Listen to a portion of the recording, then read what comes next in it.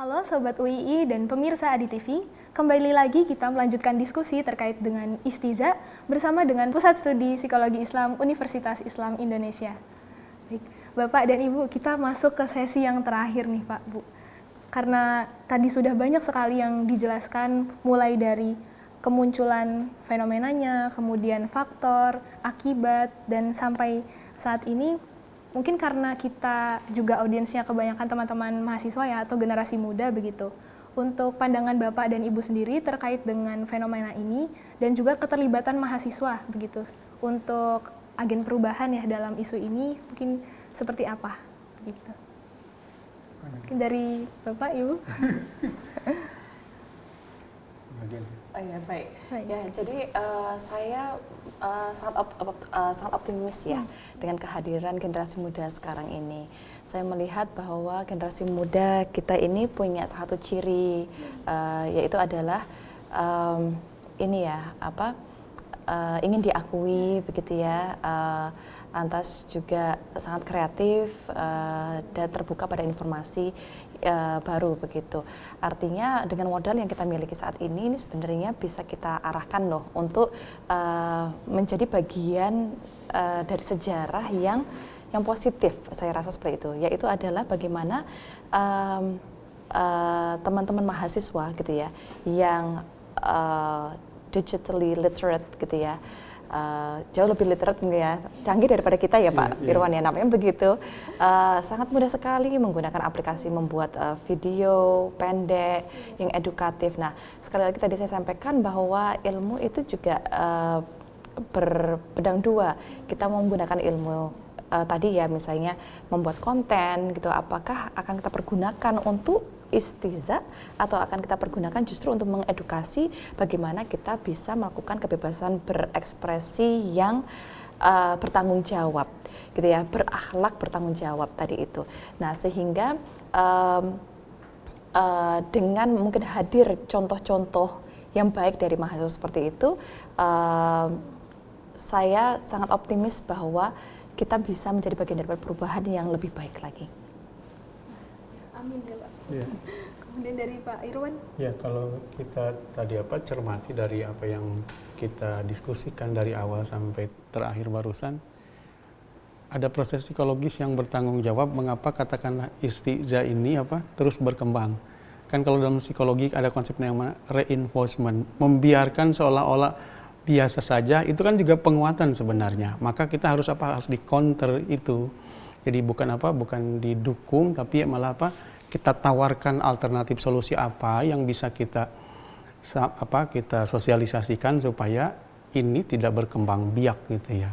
Misalkan ketika orang biasa tepuk tangan memuji macam-macam, maka Islam menawarkan yang dicontohkan oleh Abu Bakar Siddiq radhiyallahu an, ketika orang dipuji biasanya kan di psikologi itu kan kita ayo kamu keren, kamu hebat macam-macam. Maka Abu Bakar mencontohkan kepada kita, ya Allah, jangan engkau hukum aku atas apa yang mereka katakan. Allahumma la tu'akhidni bima yakulun waghfirli ma la ya'lamun. Ampuni aku atas apa yang tidak mereka ketahui. Lihat penutupnya, waj'alni khairam mimma yadunun. Jadikan aku lebih baik dari apa yang mereka sangka. Jadi bukannya kita memperkuat dengan cara membiarkan, tapi kita kenalkan bahwa ketika menghadapi situasi seperti itu malah ya kita kenalkan bahwa ya yang seharusnya seperti apa, sikap apa, harapan apa yang harus kita tunjukkan ketika melihat situasi seperti itu. Jadi lagi-lagi Islam datang dengan solusi. Solusinya yang tidak disangka-sangka, tidak ini. Contoh paling gampang sehari-hari, misalkan tadi Bu Nadia bagus sekali. Bagaimana kita mendefinisikan ulang tentang keberhasilan, kesuksesan. Hapsarista. Kan seringkali identik orang sukses, cantik itu kan gini. Pernah tidak menahan diri untuk tidak punya pacar? Qad aflahal mu'minun. Itu menurut Allah itu ciri orang yang sukses. Itu menahan pandangannya, menahan kemaluannya kecuali kepada pasangannya. Tapi tidak pernah itu menjadi kriteria keberhasilan, kesuksesan. Sehingga Anda baru berhasil kalau punya pacar, gonta-ganti pacar dan lain sebagainya. Lihat, Islam menawarkan beribu kriteria Yang apa? Semua orang itu reachable, bisa meraihnya. Nggak perlu kaya, nggak perlu cantik Anda untuk sukses. In Allah Said itu. Jadi nggak perlu nunggu tahun baru selamat ulang tahun. Baru bahagia, baru setahun menunggu. Kenapa kok harus lama sekali? In every single day, you have opportunity itu apa? To be happy people. Untuk menjadi orang bahagia. Bahagia apa? Ya menjadi muslim. Muslim yang apa? Yang mencocoki apa yang Allah inginkan. Jadi jangan sampai engkau gadaikan kebahagiaanmu demi mendapatkan persetujuan kebanyakan orang, tapi membuat Allah murka. Atau sebaliknya. Jangan sampai seperti itu. Astagfirullah, mohon maaf. Melihat optimisme ini ya Pak Bu, karena dari generasi muda juga sepertinya punya modalitas gitu untuk menentang, mengcounter ya tadi Pak Irwan sampaikan itu melalui value-value yang harusnya dipegang gitu, dan juga mencocokkan nilai-nilai yang dipegang, perilaku yang dilakukan dengan apa yang disukai dengan Allah. Tetapi ini ya Pak Bu, karena isu istiza ini sudah ada dari zaman dahulu, bahkan dari zamannya Rasulullah seperti itu, dan sekarang sampai sekarang masih ada. Apakah adanya optimisme itu tadi terhadap perubahan memungkinkan adanya perubahan sampai dengan titik istiza itu tidak ada lagi? Mungkin enggak Pak Bu seperti itu?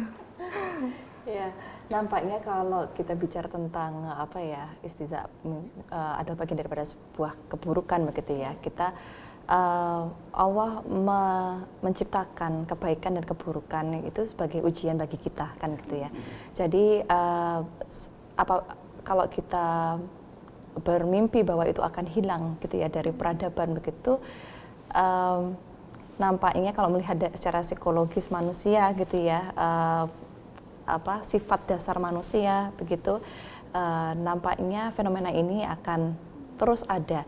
Tapi meskipun ada, kan perintah Rasulullah SAW kan bukan berarti terus kita berhenti amar ma'ruf nahi mungkar kan begitu, gitu ya.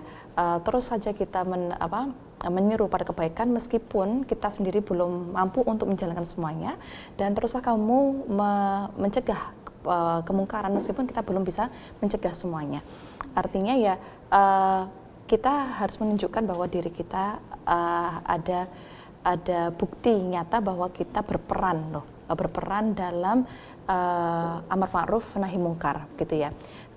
Bagaimanapun juga tanggung jawab kita adalah sekedar dakwah ya, mengajak, menyampaikan begitu ya, tentunya dengan mendoakan ya kaum muslimin seluruh dunia gitu ya, ataupun umat yang sedang kita hadapi ini, agar kita bersama-sama diberikan hidayah dan kekal hidayah gitu ya sampai dengan akhir hayat kita gitu ya, sehingga nantinya kita dapat dengan mudah begitu ya mengikuti gitu ya apa yang diperintahkan dan menjauhi apa yang dilarangkan, namanya seperti itu. Jadi kalau dihilangkan ujian itu tetap akan ada, tapi tanggung jawab kita untuk mendakwahkan, menyampaikan harus tetap kita laksanakan. Jadi mudah-mudahan ini diskusi ini itu menjadi reduksi dari kemungkinan pertanyaan-pertanyaan yang harus kita siapkan jawab kelak di yaumil akhir. Jadi kita diskusi ini mudah-mudahan apa yang sudah kamu lakukan untuk mengatasi ini. Nah, mudah-mudahan kita dinilai seperti itu. Sehingga jangan sampai nanti kita dibilang di 3 kelompok itu. Apa yang sudah engkau gunakan dengan nikmatku? Aku begini ya Allah, bohong kamu Irwan. Aku begini ya Allah, bohong kamu Irwan. Bohong. Itu kan 3 orang, kelompok orang. Jihad fisabilillah, ilmuwan sama dermawan.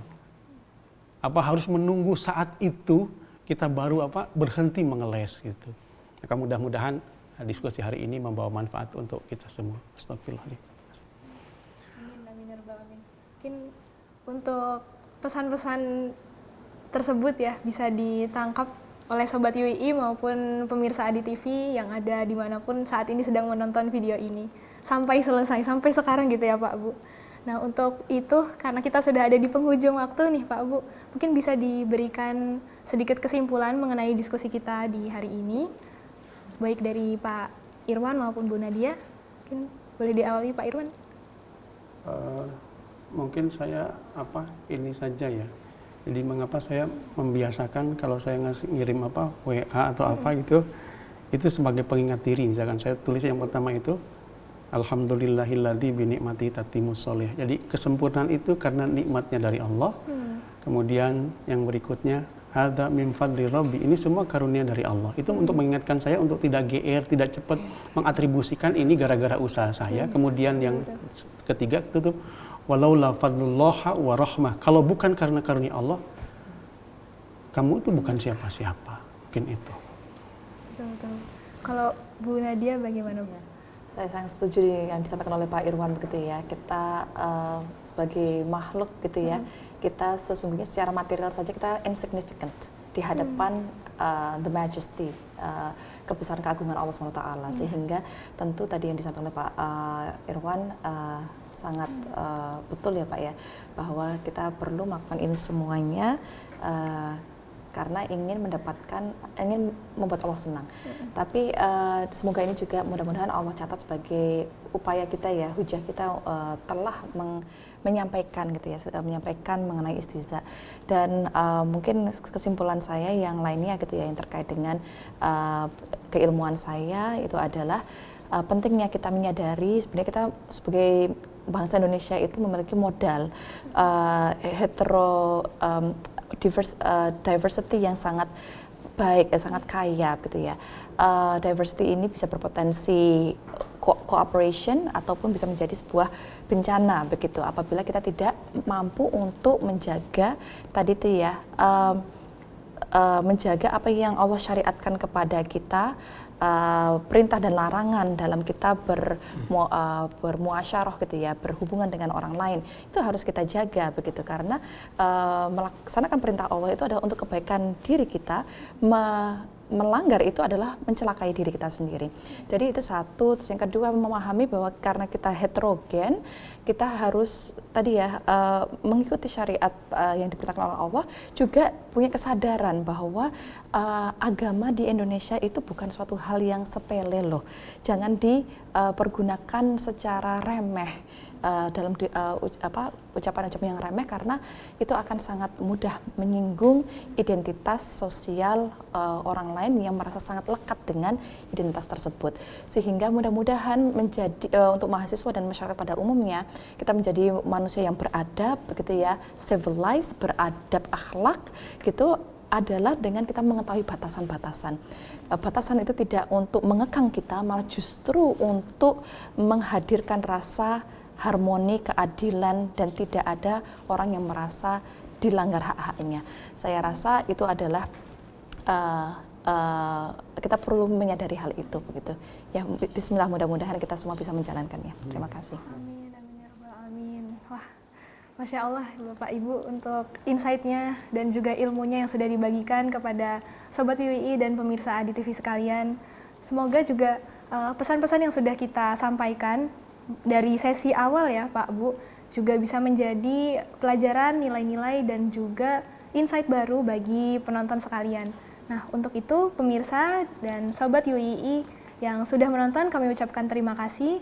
Saya selaku host pada podcast kali ini bersama dengan Pusat Studi Psikologi Islam Universitas Islam Indonesia dan juga seluruh kerabat kerja yang bertugas, mewakili kami pamit undur diri. Wabillahi taufiq wal hidayah. Wassalamualaikum warahmatullahi wabarakatuh. Waalaikumsalam warahmatullahi wabarakatuh.